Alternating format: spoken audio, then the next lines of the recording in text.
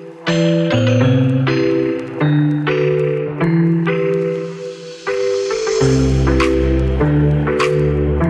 everyone. Today we are again coming to you with the Hungary work permit received for Mr. Prasado within 4 months.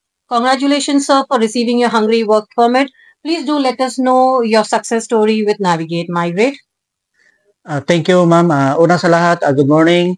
Nagpapasalamat ako sa Navigate Migrate dahil yung work permit ko ay na-process na.